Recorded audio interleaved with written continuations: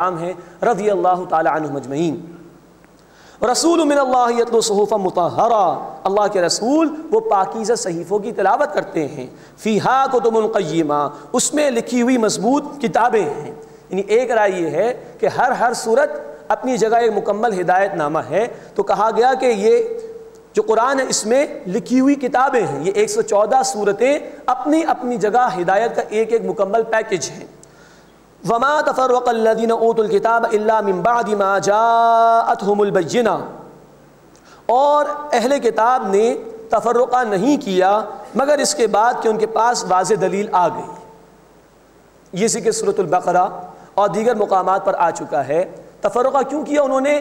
حسد کی وجہ سے۔ نبوت چلی آ رہی تھی بنی اسرائیل میں، اب یہ بنی اسرائیل میں محمد صلی اللہ علیہ وسلم کو نبوت کیوں دے دی گئی؟ یہ حسد پیدا ہوا۔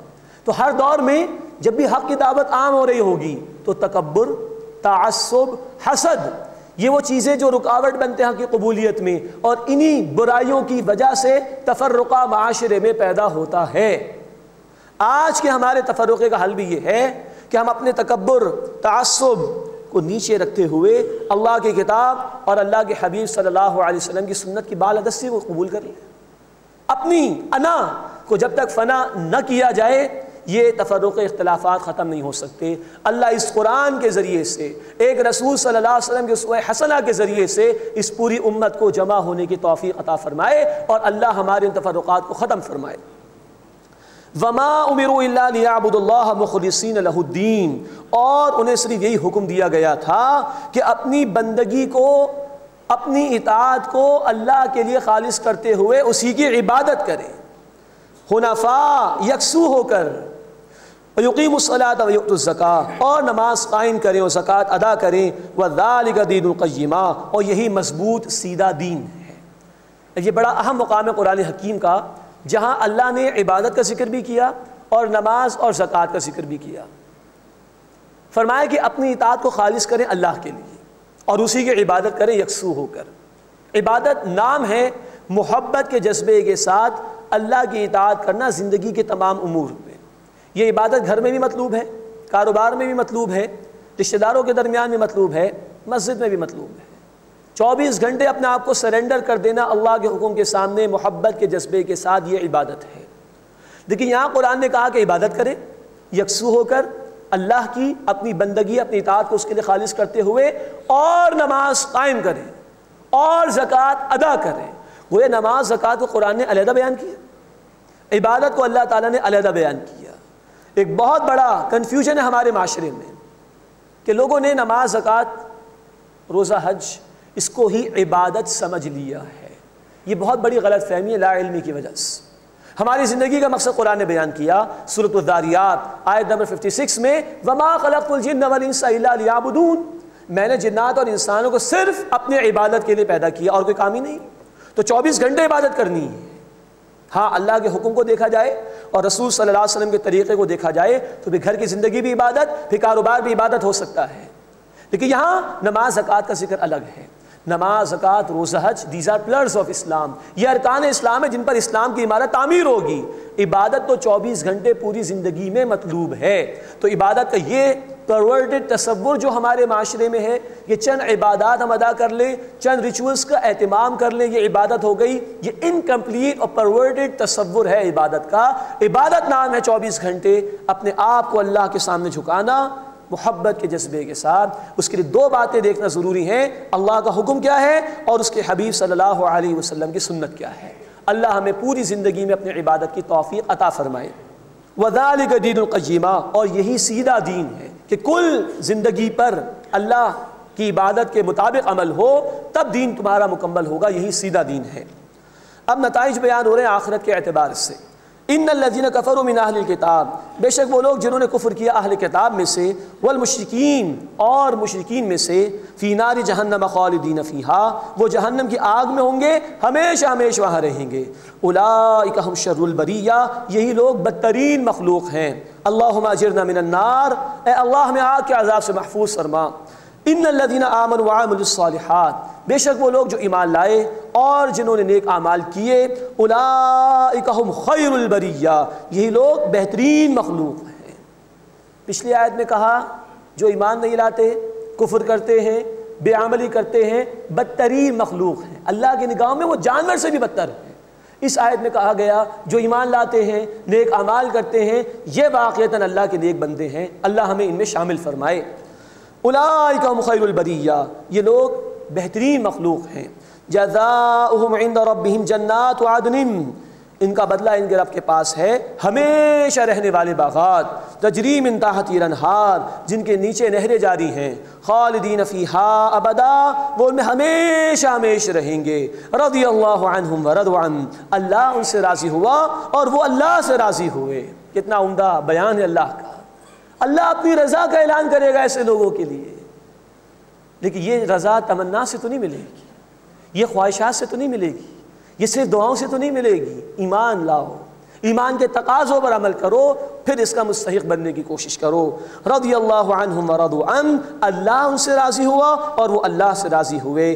ذالک لمن خشی ربہ، یہ اس کے لیے ہے جو اپنے رب سے ڈرتا رہے، ڈرتے ڈرتے آج زندگی بسر کرے کہ زندگی فانی ہے، چند روزہ ہے، لوٹ کر جانے اللہ کی طرف۔ اس خشیت کے ساتھ جس نے نیک عمل کیا اس کے لیے اللہ کی رضا ہوگی۔ اللہ ہمیں ان لوگوں میں شامل فرمائے۔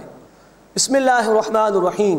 اذا زلزلت الارض زلزالہا، اب سورۃ الزلزال کا آغاز ہو رہا ہے۔ اس کے نام سے ہی ظاہر ہو رہا ہے کہ کسی زلزلے کا ذکر ہے، قیامت کے زلزلے کا، اور یہاں قیامت کی پیشی کا ذکر بھی ہے اور انسانوں کے اعمال پیش ہوں گے، اس پر بھی اللہ کا تبصرہ ہے۔ اذا زلزلت الارض زلزالہا، جب زمین ہلا دی جائے گی زلزلے کی مانند جیسا کہ ہلا دیے جانے کا حق ہے۔ یہ ہے اللہ کے کلام میں زوردار طریقے سے اس کو ہلا دیا جائے گا۔ سونامی کا تھوڑا سا زلزلہ آیا یا پاکستان کے علاقوں میں کچھ ہوا تو دنیا نے دیکھا کہ کس قدر تباہی ہوئی۔ 6.5 ارب انسان اس زمین پر بستے ہیں، کیا عالم ہوگا جب قیامت کا زلزلہ ہوگا۔ اللہ اس کی سختی سے ہمیں محفوظ فرمائے۔ وَأَخْرَجَتِ الْأَرْضُ وَأَثْقَالَهَا، اور زمین اپنے بوجھ نکال کر باہر ڈال دے گی۔ ایک مراد ہے قبروں سے مردے نکال کر باہر ڈال دے گی، اور ایک مراد ہے مسلم شریف کی روایت کے مطابق اپنے اندر سے خزانے نکال کر باہر ڈال دے گی۔ جس نے قتل کیا ہوگا مال کے لیے وہ دیکھے گا اس خزانے کو، کوئی حیثیت نہیں ہوگی، وہ کہے گا میں نے اس مال کے لیے قتل کیا۔ کسی نے چوری کی ہوگی کسی کے ہاں، وہ دیکھے گا اس خزانے کو، وہ کہے گا میں نے اس مال کے لیے چوری کی، کسی کام کا نہیں۔ کسی نے رشتہ داروں سے قطع تعلقی کی ہوگی، وہ دیکھے گا اس مال کو، میں نے اس مال کے لیے قطع تعلقی کی، کوئی حیثیت نہیں ہوگی۔ وقال الانسان ما لها، اور انسان کہے گا اس کو کیا ہو گیا ہے، نافرمان مجرم، اس کو توقع نہیں تھی کہ قیامت برپا ہوگی۔ یومئذ تحدث اخبارها، اس دن زمین اپنی خبریں بیان کرے گی۔ جامع ترمذی کی حدیث ہے، اللہ کے رسول صلی اللہ علیہ وسلم نے فرمایا زمین کی خبریں یہ ہیں کہ یہ اپنے اوپر چلنے والے ہر بندے اور ہر بندی کی ایک ایک حرکت کو بیان کرے گی قیامت کے دن۔ 6 ہمارے اعضاء ہیں جو گواہی دیں گے۔ سورہ نور آیت نمبر 24 ہماری زبان، سورہ یاسین آیت نمبر 65 ہمارے ہاتھ اور پیر، سورہ حامیم السجدہ آیت نمبر 20 اور 21 ہماری سماعت، ہماری بصارت، ہماری کھال۔ سورہ انفطار میں ہم پڑھ چکے آیت نمبر 11 میں کہ کرامن کاتبین لکھنے والے وہ بھی اعمال نامہ پیش کر دیں گے۔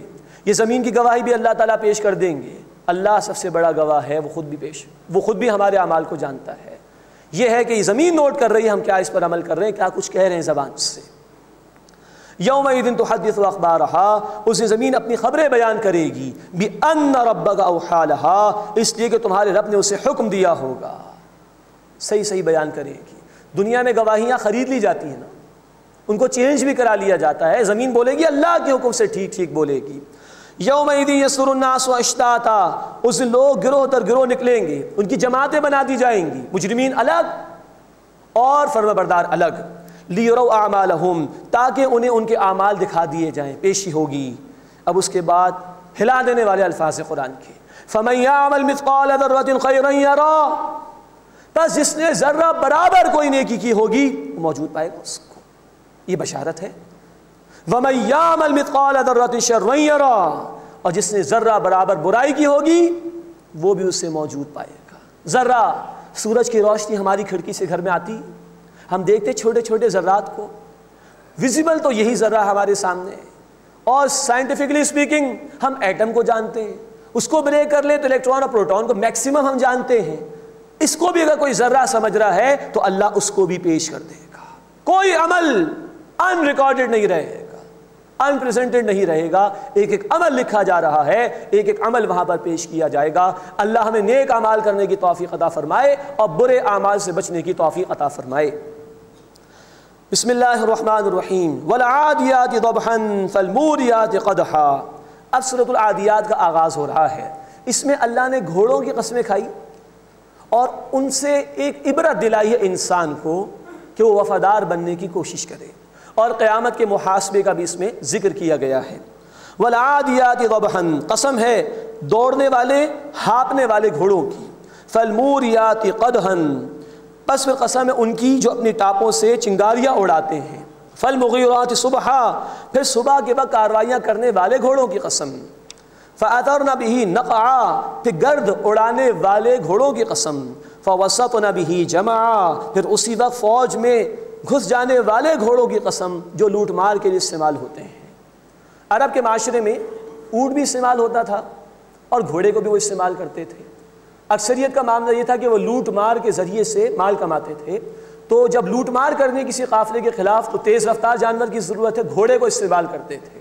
کئی دن تک اس کو بھوکا پیاسا رکھتے تھے تاکہ اس کا اسٹیمنا ڈیولپ ہو اور وہ جب کارروائی کرنے کا موقع آئے تو وہ ساتھ دے گھوڑا.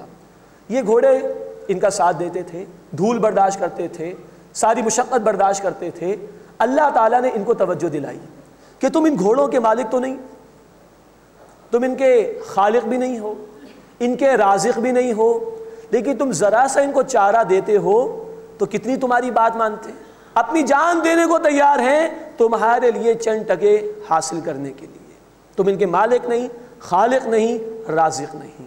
ذرا غور کرو کہ جو تمہارا مالک ہے، جو تمہارا خالق ہے، جو تمہارا رازق ہے، جو کروڑ کروڑ نعمتیں تمہیں عطا فرما رہا ہے، اس کی نعمتوں کا عالم تو یہ ہے. 31 مرتبہ اس نے کہا فَبِأَيِّ آلَاءِ رَبِّكُمَا تُكَذِّبَانِ، بس تم اپنے رب کی کن کن نعمتوں کو جھٹلاؤ گے. تم اس کی کتنی فرما برداری اختیار کرتے ہو، تم اس کا کتنا شکر ادا کرتے ہو. یہ ہے سرچنگ کوئسچن کا انداز، اپنے اندر جھانک کر دیکھو کہ وہ جانور ہے بے زبان، عقل نہیں، شعور نہیں، تم انسان ہو. تم اس کے مالک خالق رازق نہیں، ذرا سا کھلاتے ہو اتنی تمہاری فرما برداری کرتا ہے، شکر گزاری کرتا ہے، تمہارے لیے جان دے دیتا ہے. اور جو تمہارا مالک ہے، خالق ہے، رازق ہے، اس کی کروڑ کروڑ نعمتیں تم استعمال کر رہے ہو، تم اس کے ساتھ کیا رویہ اختیار کر رہے ہو. ان الانسان لربہ لکنود، بے شک انسان اپنے رب کا ناشکرا ہے، خالق مالک رازق کو بھلا بیٹھا ہے. وَإِنَّهُ عَلَى ذَلِكَ لَشَهِيدٌ، اور بے شک وہ اس پر گواہ ہے. مانتا تو ہے کہ اللہ ہی دے رہا ہے، مشکلات آتی تو اللہ ہی کو پکارتا ہے نا، پکارتا اس کو ہے، یقین ہے کہ اللہ ہی دیتا ہے، لیکن اس کی شکر گزاری نہیں کرتا. وَإِنَّهُ لِحُبِّ الْخَيْرِ لَشَدِيدٌ، اور بے شک وہ مال کی محبت میں بڑا ہی سخت ہے. یہ مال رکاوٹ بن گیا اس کے لیے اور یہ ناشکری کے روش پر آ گیا. افلا يعلم اذا بعثر ما في القبور، بس کیا وہ جانتا نہیں کہ جب اٹھائے جائیں گے وہ جو قبروں میں ہیں، یعنی قیامت برپا ہوگی، محاسبہ ہوگا. وحصل ما في الصدور، اور سامنے آ جائے گا وہ جو کچھ سینوں میں ہے. پچھلی صورت میں ہم نے پڑھا تھا ذرہ برابر عمل ہو نیکی یا بدی کا وہ ظاہر کر دیا جائے گا. اب اگلی بات بیان ہو رہی، اعمال کے پیچھے نیتیں کیا تھیں، ارادے کیا تھے، اللہ اس کو بھی ظاہر کر دے گا. اسی کہ اگر عمل میں خلوص نہ ہو تو عمل قابل قبول نہیں ہو سکتا. اللہ کے رسول صلی اللہ علیہ وسلم کی حدیث ہے کہ اگر دکھاوے کے لیے نماز ادا کی، دکھاوے کے لیے روزہ رکھا، دکھاوے کے لیے صدقہ کیا تو یہ شرک ہے مسند احمد کی حدیث کے مطابق. انما الاعمال بالنیات، بخاری شریف کی حدیث ہے، اعمال کا، نیکیوں کا دار و مدار نیتوں پر ہے.